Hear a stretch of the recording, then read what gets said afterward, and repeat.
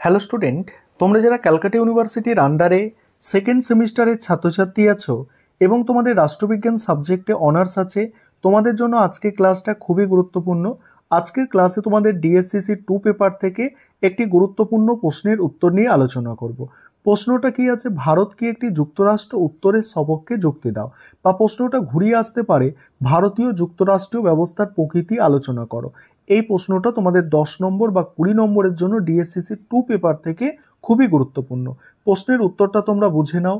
আর তোমরা যারা ইংলিশ ভার্সনের স্টুডেন্ট আছো, তোমরাও আজকে ক্লাসটা দেখো, কারণ তোমরাও প্রশ্নের উত্তরটা পেয়ে যাবে। দেখো, প্রথমেই তোমাদের একটা ইন্ট্রোডাকশন অর্থাৎ ভূমিকা লিখতে হয়। সেখানে কি লিখবে দেখো, যুক্তরাষ্ট্রের সংজ্ঞা দিতে গিয়ে অধ্যাপক কেসি হয়ার বলেছেন যে শাসন ব্যবস্থায় দুই ধরনের সরকার থাকে, কেন্দ্রীয় সরকার ও রাজ্য সরকার, এবং যেখানে উভয় সরকারের মধ্যে এমনভাবে ক্ষমতা ভাগ করে দেওয়া হয় যাতে প্রত্যেকে স্বাধীনভাবে এবং পরস্পরের পরিপূরক হিসাবে কাজ করে, তাকে বলা হয় যুক্তরাষ্ট্রীয় শাসন ব্যবস্থা। এই সংজ্ঞা বিশ্লেষণ করলে আমরা যুক্তরাষ্ট্রের কতগুলি বৈশিষ্ট্য দেখতে পাই। এগুলি হলো দুই ধরনের সরকার, ক্ষমতার বন্টন, দুষ্পরিবর্তনীয় সংবিধান, নিরপেক্ষ আদালত এবং লিখিত সংবিধান। এবার দেখো ভারতীয় যুক্তরাষ্ট্রের বৈশিষ্ট্য। দেখো, এই প্রশ্নটাও কিন্তু আলাদাভাবে আসতে পারে 5 নম্বরের বা 10 নম্বরের, সেক্ষেত্রে এই পার্টটা লিখলেই হবে ভারতের যুক্তরাষ্ট্রের বৈশিষ্ট্য। এই কথা সত্য, সংবিধানের 1 নম্বর ধারায় বলা হয়েছে India that is Bharat shall B A union of state, অর্থাৎ ভারত হলো রাজ্যসমূহের ইউনিয়ন। তাহলে দেখা যাচ্ছে সংবিধানে ভারতকে যুক্তরাষ্ট্র বলা হয়নি, তার সত্ত্বেও এখানে যুক্তরাষ্ট্রের বৈশিষ্ট্য বর্তমান।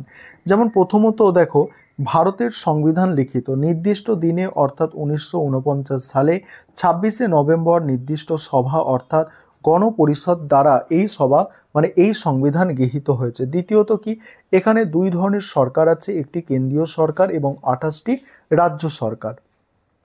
তারপর কি বলো, তৃতীয়ত দেখো, সংবিধানে উভয় সরকারের মধ্যে কেন্দ্র তালিকা, রাজ্য তালিকা এবং যুগ্ম তালিকার মাধ্যমে ক্ষমতা ভাগ করে দিয়েছে। চতুর্থ, ভারতের সংবিধান দুষ্পরিবর্তনীয়, কারণ কয়েকটি ক্ষেত্রে সংবিধান সংশোধন করতে গেলে পার্লামেন্টের উভয় কক্ষের 2/3 সমর্থন লাগে, আবার কয়েকটি ক্ষেত্রে এছাড়াও অর্ধেক অঙ্গরাজ্যের সমর্থন প্রয়োজন হয়।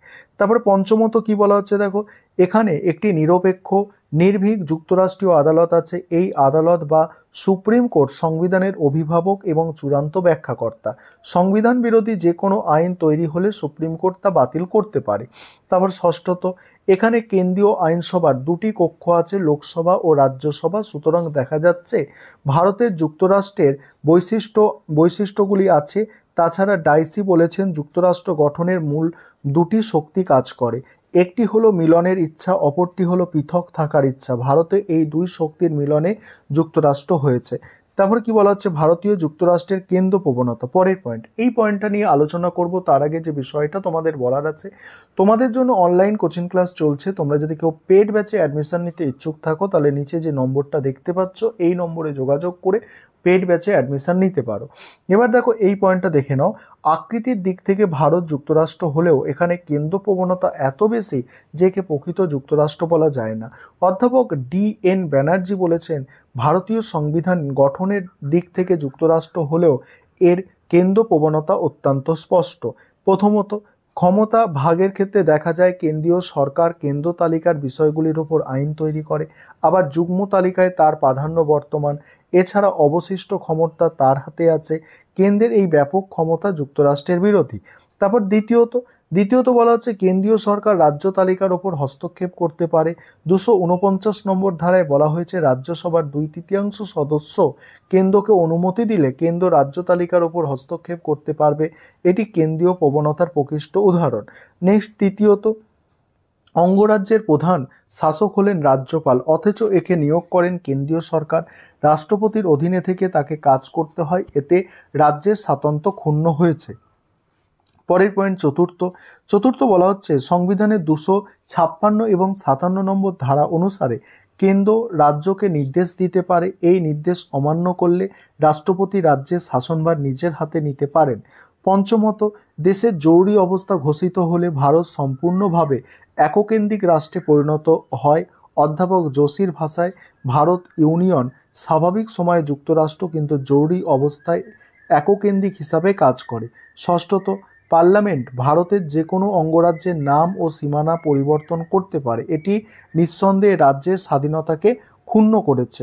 সপ্তমত, বলছে সারা ভারতের জন্য একটি মাত্র নির্বাচন কমিশন, একটি কেন্দ্রীয় পাবলিক সার্ভিস কমিশন এবং একটি কেন্দ্রীয় পরিকল্পনা কমিশন থাকায় রাজ্যের স্বাতন্ত্র্য ক্ষুণ্ণ করেছে।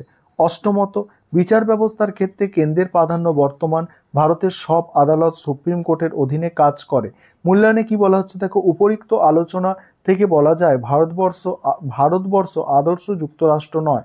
অধ্যাপক কেসি হয়ার ভারতবর্ষকে আধা যুক্তরাষ্ট্র বলে অভিহিত করেছেন। সংবিধান বিশেষজ্ঞ দুর্গাদাস বসুর মতে ভারতীয় সংবিধান সম্পূর্ণভাবে যুক্তরাষ্ট্র বা এককেন্দ্রিক নয়, ইহা উভয়ের সংমিশ্রণ। সুতরাং ভারতীয় সংবিধান হলো আকৃতিতে যুক্তরাষ্ট্র এবং প্রকৃতিতে এককেন্দ্রিক। অর্থাৎ বলা যায় ভারতের সংবিধান গঠনের দিক থেকে যুক্তরাষ্ট্র কিন্তু কার্যত এককেন্দ্রিক। এই ছিল তোমাদের একটি গুরুত্বপূর্ণ প্রশ্নের উত্তর। এবার তোমরা যারা ইংলিশ ভার্সনের স্টুডেন্ট আছো তোমরা প্রশ্নের উত্তরটা দেখে নাও।